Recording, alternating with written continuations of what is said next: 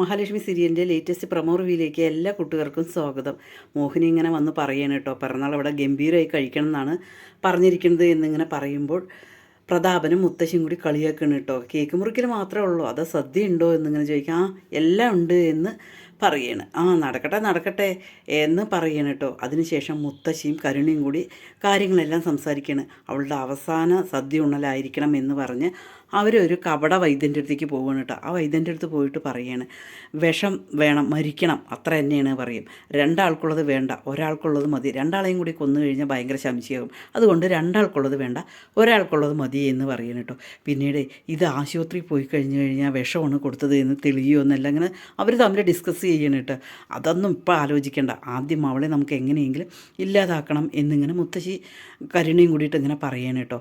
അതേസമയം എല്ലാ കാര്യങ്ങളും അനന്തുവിനോടും മാർക്കോയോടും വിളിച്ച് പറയണം കേട്ടോ. മഹാലക്ഷ്മി കണ്ണേട്ടൻ പെട്ടെന്ന് എഴുന്നേറ്റു എന്നും അവർക്ക് ഭയങ്കര സന്തോഷമാണ് കേട്ടോ. അവർ വേഗം തന്നെ വൈദ്യരുടെ അടുത്തേക്ക് പോവുകയാണ്.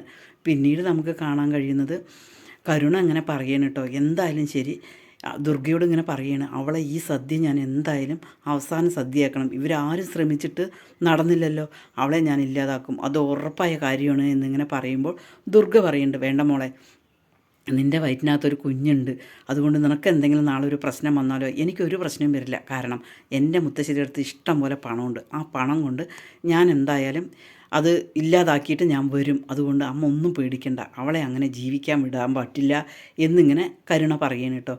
അതേസമയം മേഘനാഥൻ വാമദേവൻ്റെ അടുത്ത് ഇങ്ങനെ പറയാണ്, കണ്ണനെ എഴുന്നേറ്റ് നടന്നു കഴിഞ്ഞാൽ എന്താണ് എന്നുള്ളത് ഒരു കാര്യങ്ങളും ദുർഗാമ്മയുടെ അടുത്തും കരുണിൻ്റെ അടുത്തും പറയാറില്ല. ആശുപത്രി പോവാറുണ്ട്, ഒരു ഇമ്പ്രൂവ്മെൻ്റ് ഉണ്ടെന്ന് ഒരു കാര്യവും പറയാറില്ല. അതുകൊണ്ട് എന്തായാലും ശരി അവളെ ഇല്ലാതാക്കാനുള്ള ഒരു അവസരമാണ് എന്നിങ്ങനെ പറയുമ്പോൾ വാമദേവൻ പറയുന്നുണ്ട്, വേണ്ട മോളെ, വേണ്ട മോനെ, അവൾക്ക് ഭയങ്കര ശക്തിയുള്ളതാണ്, അവൾ എന്തോ ഒരു ശക്തിയുള്ള പെണ്ണാണ്, അവൾ സാധാരണ നമ്മളാരും കരുതണ പോലത്തെ സ്ത്രീയല്ല അവൾ നിന്നിങ്ങനെ പറയുന്നുണ്ട്. അതൊക്കെ ശരിയായിരിക്കാം, പക്ഷേ അച്ഛനെ അവിടെ കൊണ്ടുപോയാൽ ഇതൊരു നല്ല സമയമാണ്. എനിക്ക് അങ്ങനെ അച്ഛനെ അവിടെ കൊണ്ടുപോയെങ്കിൽ മാത്രമേ അവിടെ എനിക്ക് കയറിപ്പറ്റാൻ പറ്റുമോ, അല്ലാതെ എനിക്ക് ഒരിക്കലും അങ്ങോട്ടേക്ക് കയറി പോകാൻ പറ്റില്ല.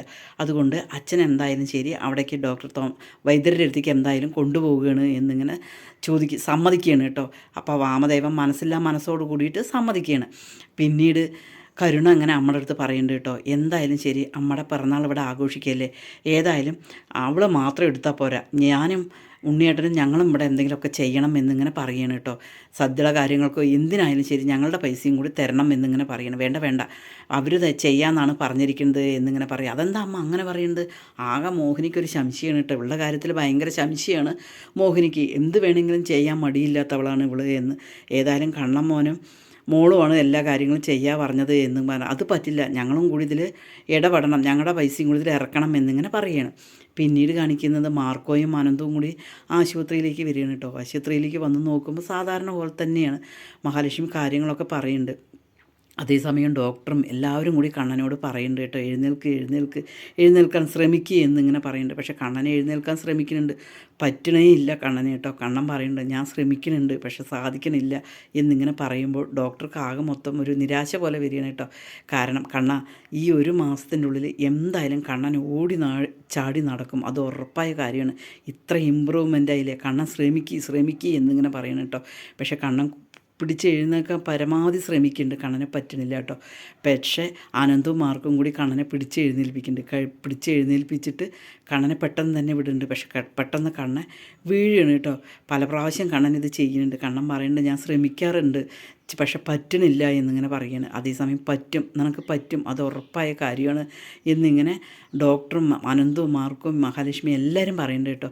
പക്ഷേ പിന്നീട് കണ്ണൻ പതുക്കെ എഴുന്നേറ്റ് നിൽക്കുന്നത് കാണാനാണ് നമുക്ക് കഴിയുന്നത്. എന്തായാലും നമ്മൾ ആഗ്രഹിച്ച പോലെ തന്നെ കണ്ണൻ എഴുന്നേറ്റ് നിൽക്കും. അതേസമയം വാമദേവനെയും കൊണ്ട് മേഘനാഥൻ അങ്ങോട്ടേക്ക് വരുന്നുണ്ട്.